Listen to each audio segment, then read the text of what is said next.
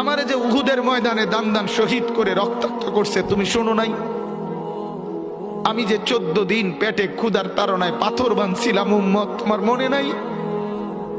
একবারও শোনো নাই আমার ক্ষুধার কষ্ট, আমার পিঠের ব্যথা, আমার দাঁতের ব্যথা, আমার কাঁধে 2টা কড়া ঢুকে গেছে উম্মত।